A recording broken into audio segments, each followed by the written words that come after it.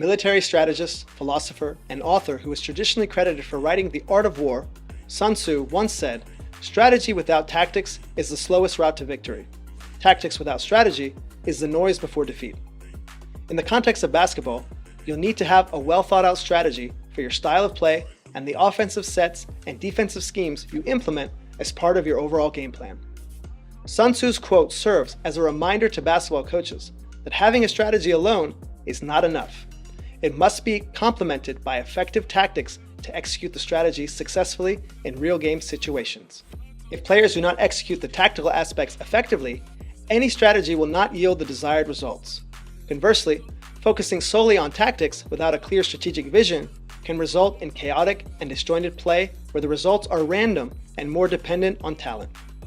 Aligning effective tactics such as setting screens and moving without the ball with a well-defined strategy is the foundation of a coach's responsibility. In order for a coach to reach that level of proficiency, they must first be able to understand and teach strategy and tactics effectively. In this lesson, we'll not only discuss concepts, but we'll cover exactly what you should focus on in order to help build a successful game plan.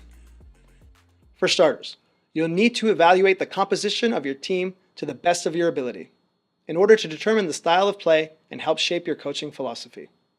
You'll want to avoid being rigid in terms of coming in with a predetermined system without knowing the strengths and weaknesses of the players on your roster. Coaches should take into consideration players' individual skills, the team's overall size, speed, agility, and athleticism. Coaches should also take into account players' experience level, team chemistry, and basketball IQ. You may have a preferred style of play that aligns to your philosophy, but you'll need to adjust based on all the factors discussed. You'll need to determine the following. Offensive tempo.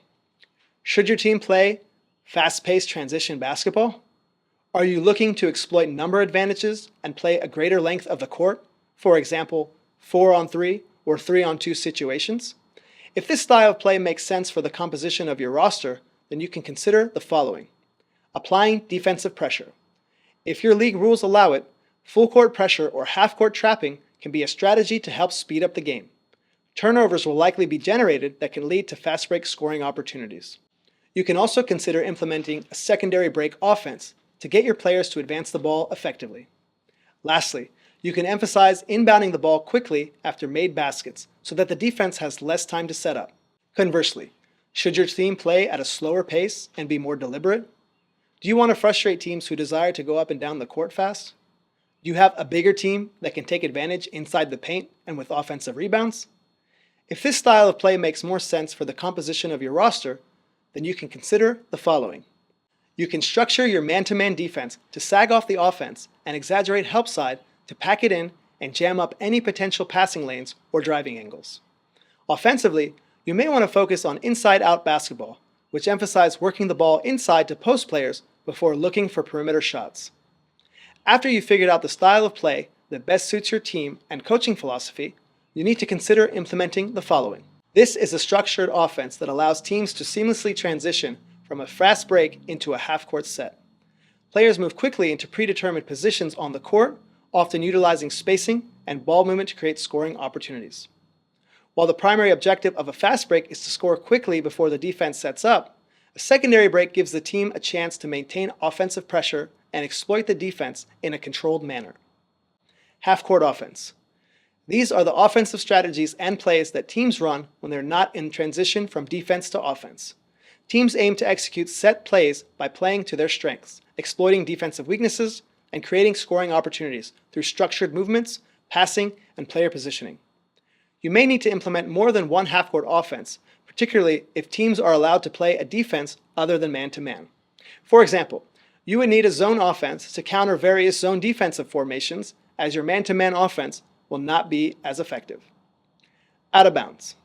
These occur when the ball goes out of bounds and must be inbounded by a player on the team that did not touch the ball last before it went out.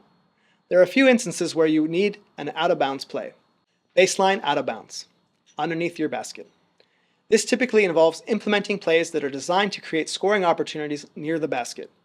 You may need to implement more than one type of play in the event teams are also allowed to play a zone defense. Underneath your opponent's basket. This is either after a scored basket by the opposition or a dead ball where your team has the possession. Depending on the rules of your league, you may also need to implement a press breaker to be able to advance the ball effectively and limit turnovers. Sideline out of bounds. This occurs when the ball goes out on the sideline. These can be scoring opportunities as well, depending on how close the side out is to the basket. At Coach with Ease, we think it's more important to teach the foundations of man-to-man defense well so that players are equipped with the knowledge to form great habits. However, if league rules permit, there are a few strategies you can consider implementing to apply defensive pressure and help dictate tempo. The purpose of applying pressure, also known as pressing, is to disrupt the opponent's offensive flow, force turnovers, and create fast break scoring opportunities. Tactics such as trapping, double teaming, and denying passing lanes aggressively are involved to help achieve this objective. There are various formations and pressing types in either full court, three-quarter court, or half-court sets. You need to spend a good chunk of time practicing these plays so that all your players understand their roles and responsibilities. Repetition is necessary, and as a coach, you need to remember that not all players will retain the information at the same rate. To implement plays successfully, you can take the following approach. Start out by walking through the play with no defense. You can slowly build up to game speed once your players demonstrate their understanding. You may need players to learn multiple positions to fill roles as necessary so that you can have coverage come game time for potential lineups. Next, you need to add defenders. It's important to instruct them to play shadow or dummy defense, meaning they should not be applying pressure or try to go for steals. Then, at your discretion, you can run the sequences live with defense and both sides playing at game speed. Lastly, each play you implement will require a name to be called so that players will know exactly what to execute. It may also be helpful to have a corresponding hand signal to reduce the likelihood of miscommunication or confusion among players who may not heard the play call.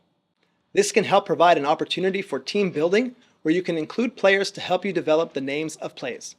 This can help the players feel a sense of ownership and pride over the plays you run. You can find plenty of good plays online or in coaching books for your team. You only need a few, and simpler ones are usually better for your purposes. However, plays are almost meaningless without having an effective strategy and the correct tactics to support them. Players must not only memorize plays, but also understand the main objectives of them so that they are better able to execute consistently to get the desired outcome for the team.